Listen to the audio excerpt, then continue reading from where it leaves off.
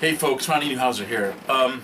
I really felt the need to make a video on what we just witnessed in Charlotte and things that are attached to that issue. I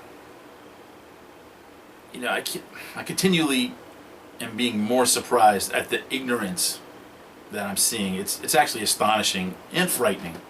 So I really felt the need to address this. I have tons of points. I quickly jotted down a bunch of ideas that I'm going to try to expound on a little bit with each one. I'm probably going to look at this sheet so I don't forget anything, because there's lots of stuff here, and there's a lot more that I could address that really needs to be known, and I think people need to do the research. And I think this is going to make a strong case for what I'm trying to say about this whole issue and where we are as a society. First of all, we saw neo-fascists marching, organizing, okay? It's a scary group of people. Remember, these groups, the alt-right, it is about hate. It is. It's about hatred, prejudice, sexism, anti-Semitism, racism, all sorts of things. And they're violent, okay? Now, I've seen this equating of the groups that were on the left with them, which is, to me, is sheer insanity. You can't equate those two things. The groups on the left, while there was some violence, but that was from Antifa, okay? But all the message on that side is all against all those things. Anti-Semitism, racism, prejudice, sexism, all those things. They're against that. They're on the right side ideologically. That's correct, okay? Should there be violence? No.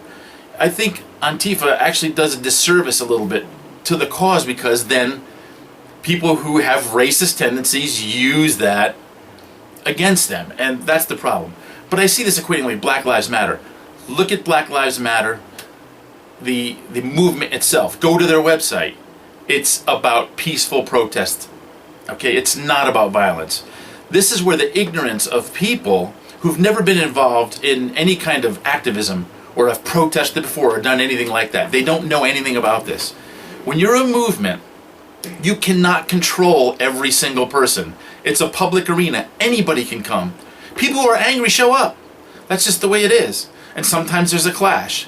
If you see the videos, it's when the two groups are meeting and both sides on these front lines are getting into it a little bit, okay? And there is some violence. People being maced, hit with bats, and so on and so forth. But what we also saw from other videos is the neo-fascists attacking people who were isolated. Like, there was a young black man who was walking out of a parking garage.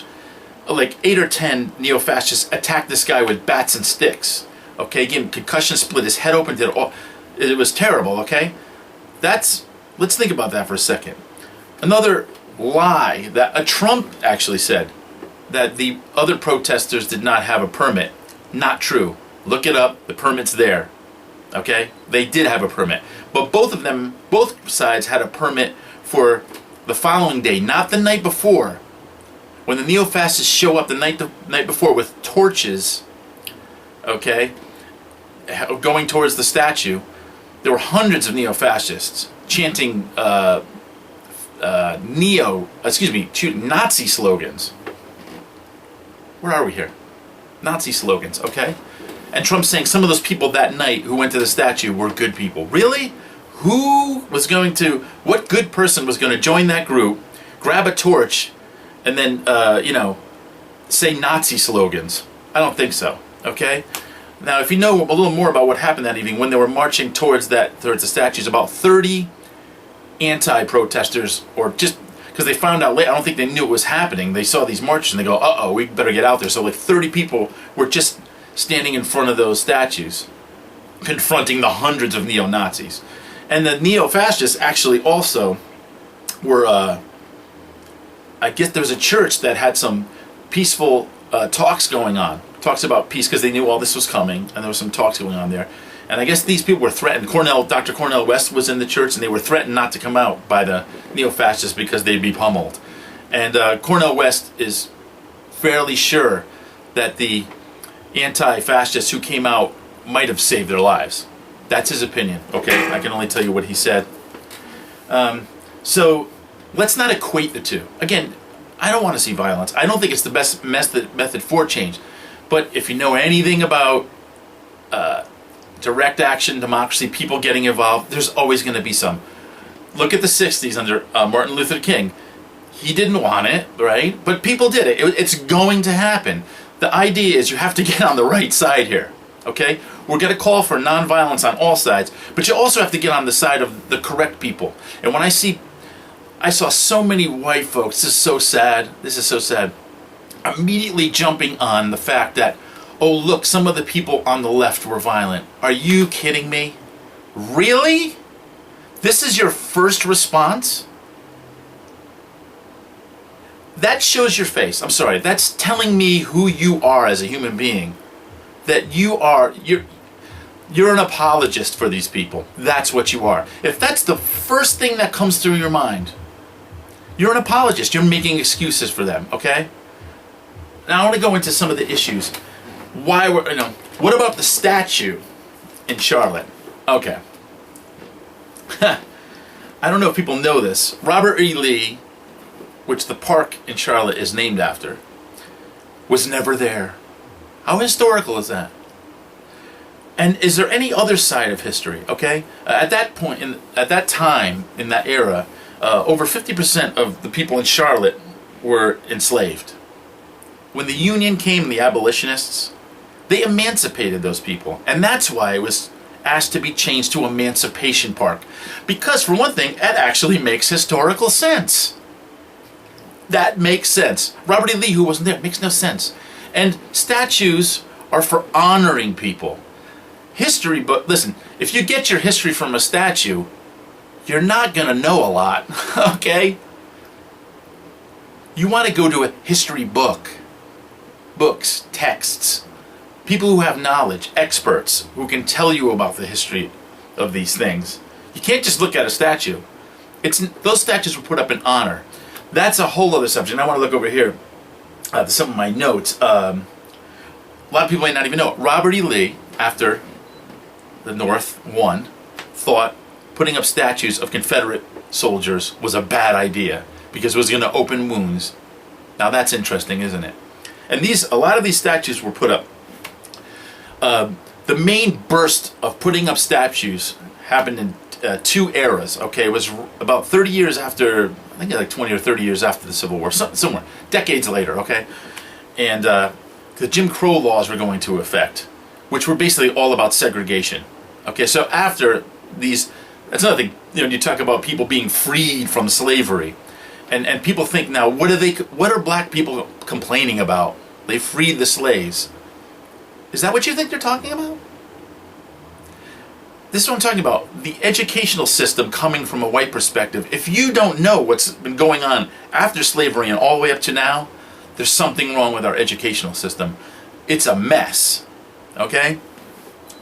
They're complaining about all the things that happened after, like Jim Crow laws, which is all segregation, not being able to vote, a whole bunch of things that excluded them from having any say in social issues, political issues, which what? Makes them weaker as a community, which we saw. Okay? So that's what they're talking about, along this, and the slew of things I'm about to bring up, that unfortunately when I say this to people, most people know zero about it. Zero about any of them. No understanding. Goes back to the educational system I'm talking about. That's a farce. It's not revisionist history, it's omitted history. Big difference. Big difference. Alright, so, I want to look at a few more things and make sure, again, I don't miss anything that I want to say here. And let me say another thing. The omitted history isn't just of black history. It's of Native American history. It's a lot of labor history. Those things aren't focused on. And you've got to wonder why. The labor history is not focused on because wealthy oligarchs don't want you to know about that history.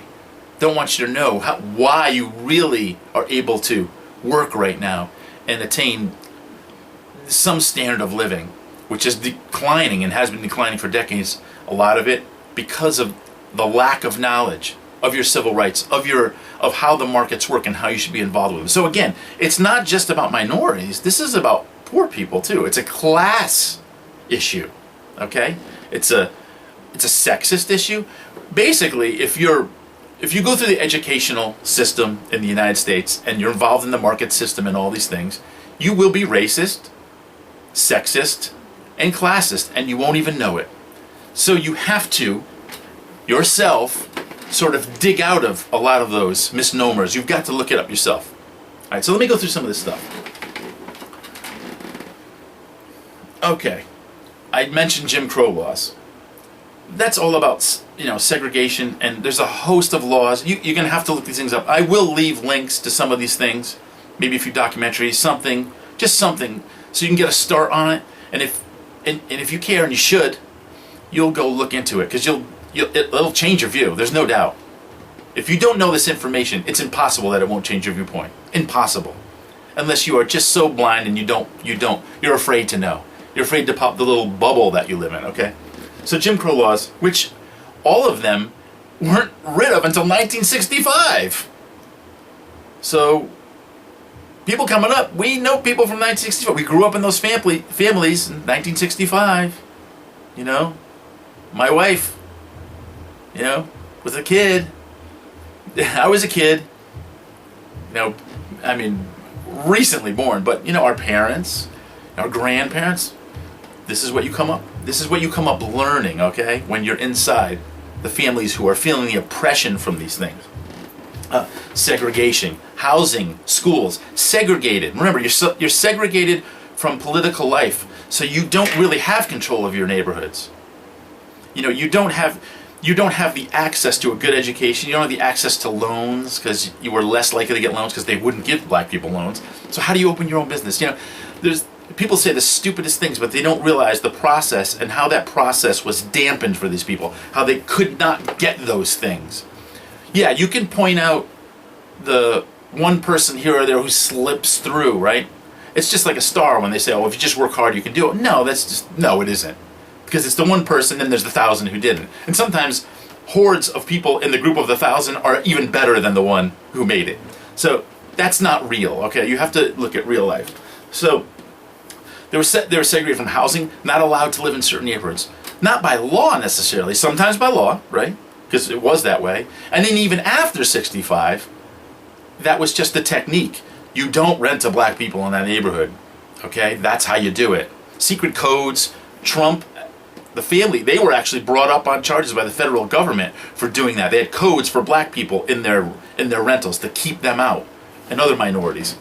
That's something to think about there too, because you don't think he's a racist. Sure.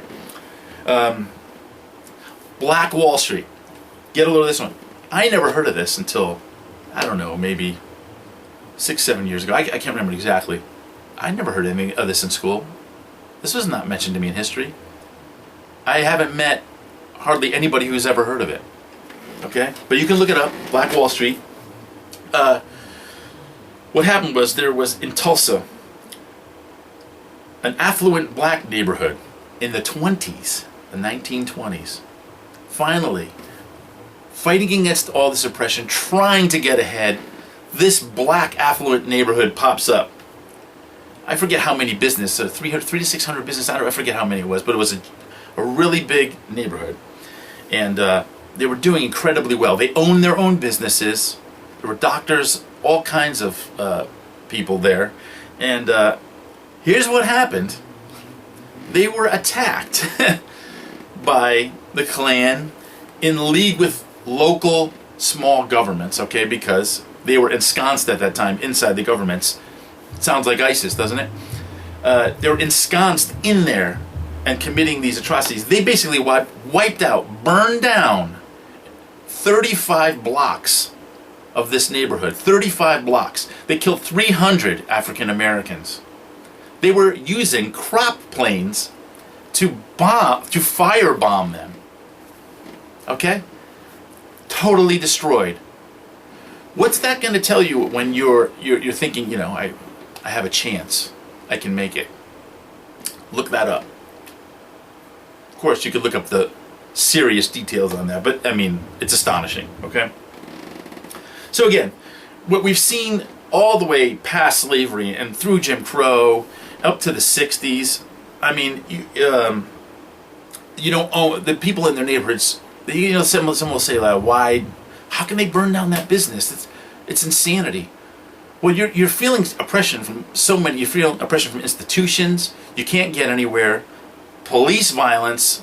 Now being proven that what the black people have been saying for decade after decade, that we are getting murdered and beat down by police.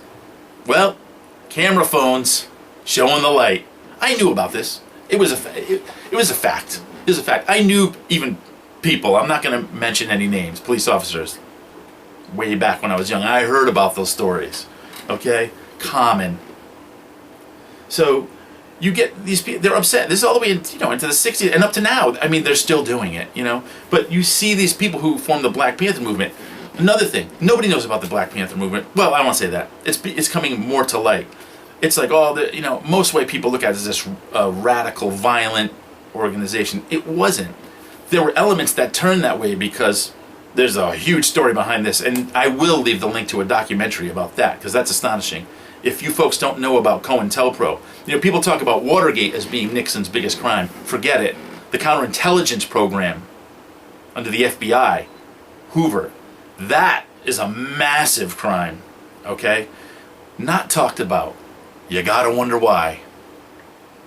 So, you have people like Angela Davis, and you have these white journalists saying back then, is this movement about violence? And she's like, you're asking me about violence? When I saw the body parts of children from bombed churches, I saw family members or friends hung. Are you kidding me? So they saw so much violence, so much oppression. Black Panther movement did a lot of good things. They created a food program for inner city children, which eventually the federal government picked up into the school food program. Imagine that, huh? Clinics, inner city clinics, they couldn't get help. Or any aid for sickle cell anemia. It was just not addressed. Tough, right? Well, they made clinics for it. So they did a lot of good things. Now, they carried guns legally. Now, it's funny, some guy with a pickup truck and a rebel flag with his gun, that's okay. Yeah, he's an American, right?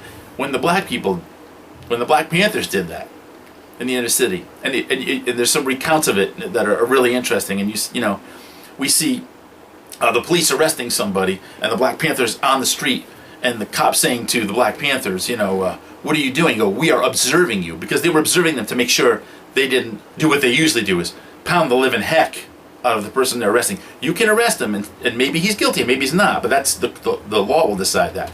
But your job isn't to beat the living hell out of him, okay?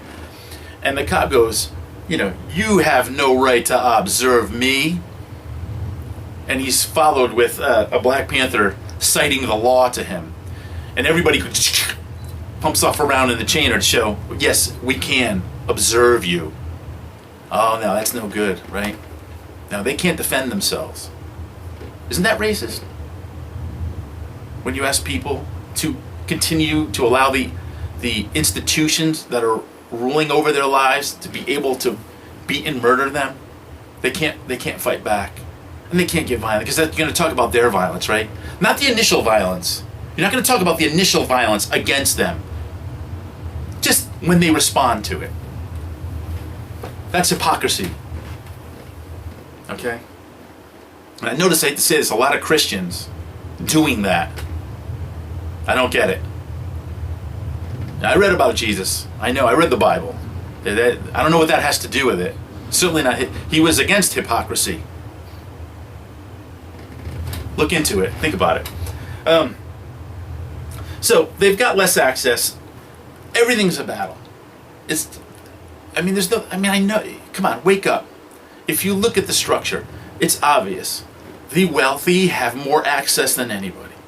And that's usually, and has been throughout the history, white men. Okay? Then you go down the rung. White women. Less access. We haven't fixed all these things. It's not equal. There's a long way to go. Has it gotten better in some ways? Yes. Some ways maybe worse. Okay, but there needs to be steps taken. And then you go wealthy, then poor.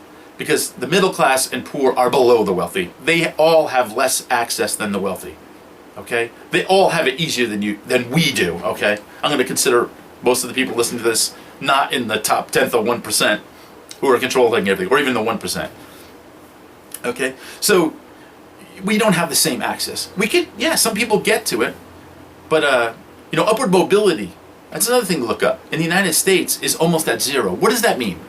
It means, and it's been this way for a while, it means that people who are born in a class stay there. You have a few exceptions that go up, and you've got a lot more exceptions now, because it's getting worse, going down. Middle class going down. After the 2008 crash, we were basically at levels of the Depression as far as poverty. And little tricky stuff going on now about that. I know I'm veering. I'm going to talk about a lot of stuff. Little tricky stuff going on about that. People talking about Wall Street. Let's look at the fact about the last few years. After the crash, it was rough for a few years as far as Wall Street. And I'll explain this. Then you saw a little bit of a rise in jobs, a steady rise, which is continuing into Trump now. Okay, it's the same. It's not more. It's the same. It's going up, and there are more jobs. I don't know if they're keeping up with what we need. Probably not. But that's a steady rise of jobs. What hasn't been going? No, there's no raise of wages. The real wage, the American buying power has peaked in 1972 and has dropped or stayed stagnant since. It's been the same. Prices have gone up, right? But well, actually, that's not the real wage. Would be the buying power. So our buying power has gone down, then pretty much stayed stagnant. So it went lower and then kind of stayed there. Okay. What has gone up? Production. So the same people making those wages are producing a lot more. And then you have technology involved. So we have technological unemployment. Another big problem that we're going to have to face really soon. But production going way up. Okay. What else is going up? Profits way up above that. What does that mean? They're stealing from you folks. The owners, the CEOs, the shareholders are making more money than they ever made. Wall Street set records under Obama, and it just set a record under Trump. Wall Street is not an indicator of your life at all. Talk to a real economist. I know too. It's not an indicator. It isn't. It's not connected to Wall Street. If the labor laws, the structure of the market, a structure of the workplace is not fixed, the money does not get from up there to down here. It doesn't get there. It continues to funnel up. The fleecing, actually, of the American population, it's been going up. It's not like we're taking from the rich. They're less taxed than they ever were.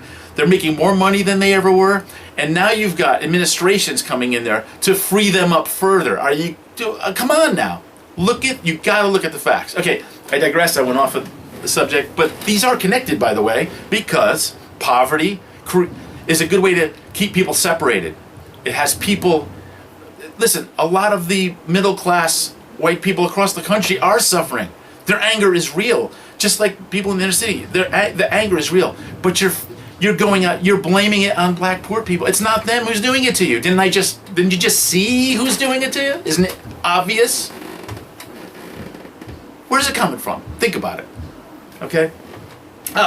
Okay. So now we have a whole bunch of other things that come out of all this, okay? We've got a prison industrial complex. All right, how does this happen? They are targeting blacks.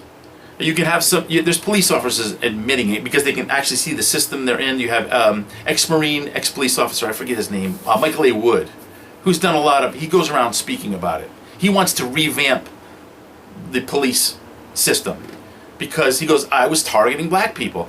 And it's not like each policeman is racist either. This is why institutional racism, you have to understand what that is. Because of the segregation, because of the poor and the poverty.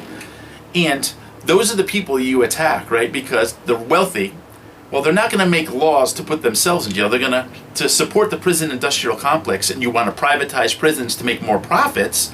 Well, what do? You make laws that can affect people in the poor areas, because now they're not, you get them off of welfare or whatever, you get them into a prison, and now you draw profits from them, from their demolished lives, okay? That's why you see all these people, with weed, and I mean, it's people on drugs and drugs, you shouldn't be in jail for that. It's an absurdity, okay? But why do they do that? Again, money, contracts. Even if it's not a privatized prison, there's contracts. They want it. They need prisoners to get the big contract. We're not going to get as much money if there's less prisoners. We got to put more people in jail. Okay, this is the whole. That we can go into the profit-driven system and why that's messing everything up too, because that is obviously an offshoot of that. So you've got this institutional racism where they're targeting people. Notice on Wall Street, like you're gonna put some kid gets a record for smoking weed. Now it's hard for him to get a job. He can't get he loses his license because he drove or whatever. All these things happen to him. He's young. He already is in a totally disadvantaged situation, and there's just one disadvantage after another piling up on him. How is he gonna get somewhere? He can't. It's the rarity that someone does. It's rare. Okay? Yeah, people fight through it. And they also go along with a lot of stuff, don't they? Because if you're if you're ethical and you're considered a troublemaker, where are you going to go? You've got to accept the white system, right? The way we do things. If you see a problem and that it's hurting somebody, what are you going to, what happens if you have ethics? It's going to hurt you, right? Okay, so you've got institutional racism. It exists. There's papers on it. You can read on it. It's all over the place.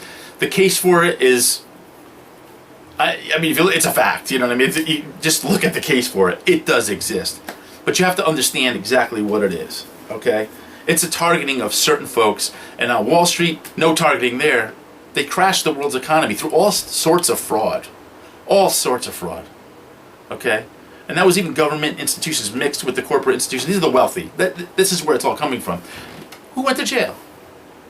How many people did they put out of their homes? Look at the fraud they committed. They were, they had to pay fines. You know who's going to pay the fine? You are. Yeah, because they're not going to pay for it. They already took their salaries. There were guys guys on Wall Street made $1 billion in a year in funds that aren't taxed either, by the way. It's another interesting thing. All the benefits go to them because they have access to policy through lobby and their money, because money is now considered free speech and I can use it as a weapon. Again, it's attacking us, the middle class, and the poor people, and the oppressed people for sure, just getting even more smashed by it. It's just that if it continues this way, we're going to be joining them, right? Maybe we should raise everybody up. Maybe that would be smarter. Okay, so let me go into another thing. I think I mentioned COINTELPRO, but I didn't go into it. COINTELPRO was the counterintelligence program in the 60s, and you can bank. There's always been some form of it, and you can bank that there is now. Anybody who's considered some sort of problem for the government, and you have to ask what that problem might be, is going to be followed. And in the case of the 60s, the Black Panthers and the Native Americans, they actually murdered them using the Philadelphia and Chicago police departments. You can look that up. That's come out decades later. It's true. Murdering leaders. They falsely imprisoned, I think it was like 18 leaders of the Black Panther movement for 18 months, all released after 18 months with no charges. And they ruined the movement, which was the goal. That, and all the stuff that was going on in the streets with the people they were murdering. Fred Hampton was murdered. Cold-blooded murder. I mean, when you see this stuff, it's shot. Most Americans don't know anything about what is really going on, and it's sad to me. Please look into it. So you had them attacking, the Native American groups. How about our genocide? Look what we did there. You've got a Native American genocide. You have, they used to separate the children from the natives, put them on corporate work farms, all sorts of things with 50% survival rates, but also to separate them from their history. That's what you do when you commit a genocide. You have to assimilate. It's like the Borg, man. You know what I mean? Bad stuff. So look into COINTELPRO. I'm going to put the link to a documentary on that. Now recently, something that I knew for decades. Now recently, I think it was PBS had a series on the drug war.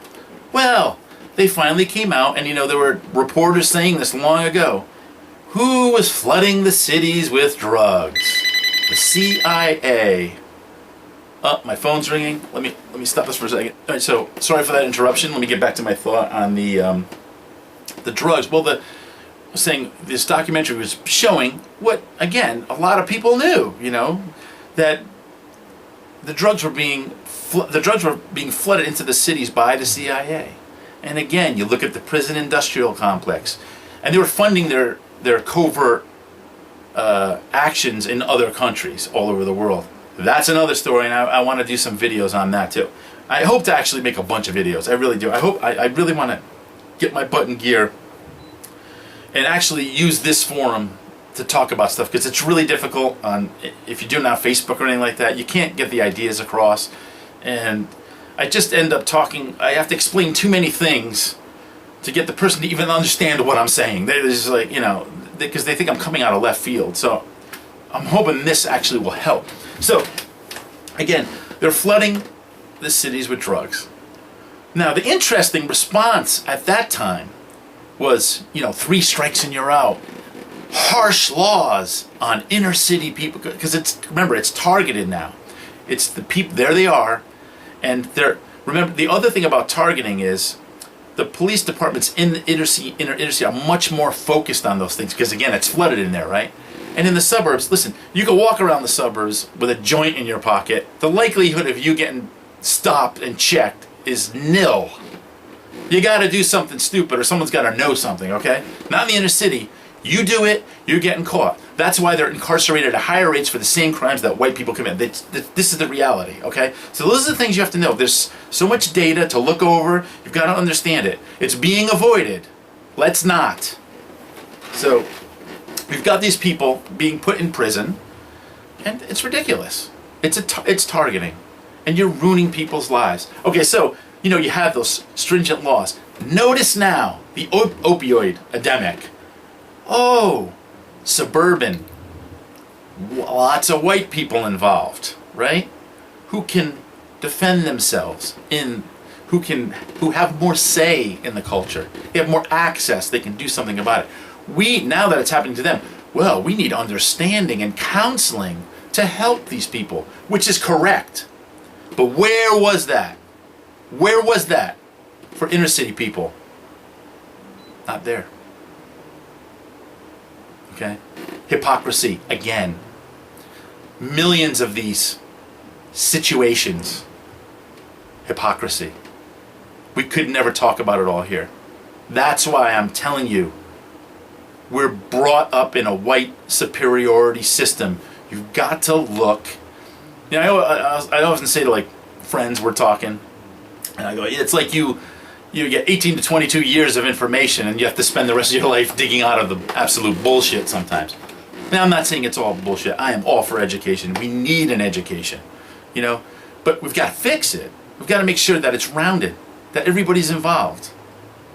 And we don't want it to be set up by a tiny minority of powerful people who set up the structure to aid themselves, because it's almost like human nature, unfortunately. It doesn't have to be.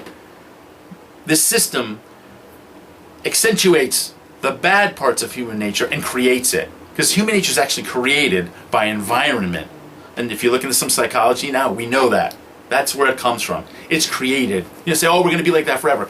Well, we don't have to be, because we can actually create. And there's situations, studies on it that show it absolutely can work. It's just, will we do it? And you're always contending with the people who want to keep it the status quo. They want to keep it where it was, Fear, a total lack of understanding, not enough knowledge on the subject. I mean, it's the story of human life, Until someone comes from outside and disrupts the dumb idea, people just go along with the dumb idea. That's what I was taught. Got to go with it. Okay? All right, so beyond that, we've got the daily microaggressions. Now there's a lot to talk about that. You can just look this up. People feeling daily microaggressions against them, and that happens in every group of people, really. A manager to someone below him, there could be a microaggression, but a manager to someone who's black below him, another kind of microaggression, or just even from coworkers, women feeling it, sexism. These are all the problems that we have, and our system is ensuring they stay in place. And what we're getting, if you're surprised by all that, you shouldn't be. The system's been leading us right down this pike the whole time. This is where it goes. So yeah, so again, don't be surprised. This is where it's going. This is where the system leads. It's not weird to me at all. I expected a lot of this. I've been saying a lot of this, and people are, oh, you're crazy. Okay. And it's not that I'm some super genius. The one thing I'm lucky, see, I look at when I find information as I'm happy about it and I want to give people the information. It's not I'm arrogant and I know this. Brilliant people that I've looked into on hosts of subjects who have been shown their accuracy over periods of time. Therefore, I'm going to listen. I'm going to learn. I'm going to see that perspective because they've been accurate before. And they're continually accurate. Are they flawed? Like every human being, they're not all 100% right. I mean, we can't... If you think you know everything, I don't even know what to say to that. We know... The more you know, the more you understand, you know little. But you're striving to continue. You're always the beginner. You're starting. You're moving forward. I do this in music. It's the same thing. I feel like I just started. I feel like I don't know anything. But I kind of know stuff, right? Yeah. Hopefully. But, it grows. You have to always have the idea that one guy was saying you're a white belt in karate. You know what I mean? You're starting over. Because as soon as you think you're done, you're done. You really are done.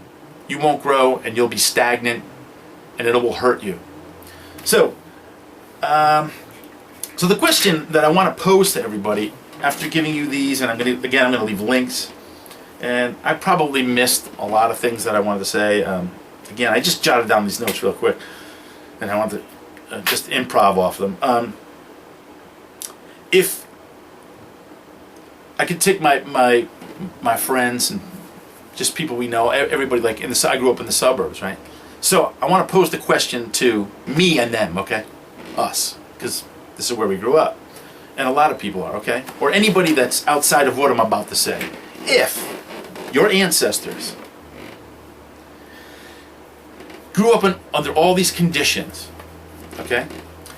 You saw a lot of the conditions.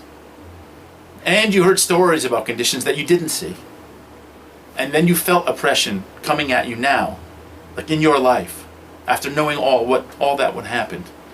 And these other oppressions continually happen. The segregation, the housing, no access to this, no access to that. And you're feeling all these things. You feel isolated. You don't have a say because your community doesn't have any power to control itself. I mean, Native Americans and blacks played a massive part in building the country, yet received nothing. Okay? And were left out of the access and all the things that I said. How would that affect you? How would you feel about that? Would you maybe have a different perspective? I know I did. I just happened to look. Things geared me that way. Environment. I'm not even taking credit for it. I'm not taking credit for it. Environment pushed me that way. I don't know why. I don't know. I got pushed that way. I'm glad. Because I get to see things. It opened my eyes. I got to see what's wrong. So therefore, my stance is, I'm going to be on the side of the oppressed, the poor, the weakest. And again, we can go back to the Christian thing. What does it tell you? How do you treat the weakest among us? Well, how do you? Pretty shitty, it looks like. Pretty shitty. So ponder that. Perspective is everything. Knowledge is everything. You've got to get a rounded view. If you don't have the knowledge and you've got a strong opinion on it, you're foolish. Foolish. You're not bettering yourself as a human being. You're stagnant. So anyway, again, I'll put links. I hope this can open somebody's eyes. I really do. And strengthen the people that do understand this. And there are a lot, and they're growing. And a lot of people coming down on millennials, huh? Well, a lot of millennials are seeing it. A lot of millennials are asking the question. They're looking at the macro, not the micro. Because when you're in the You know, we like to look at the micro. You know, we're in the thing, but we don't look at the macro. We accept that. You know, it's like a fish in water. Oh, the water's there. I'm in it. Nothing to question. How about our market system? Oh, that's the one. That's it. That's right? Well, is it? They're questioning it now. They're starting to see the ills. They're seeing the problems. The institutions. Well, it's an institution. Democracy. Or is it really democracy? You start questioning things. When you start questioning, you start finding things out. And then you start understanding. And then you get back to, I hope, the idea that we're all one. By the way, there's only one race. Stop with this. There's no such thing as another race. You heard of science? No, one race. Skin color, eyes, height, weight, whatever. You know?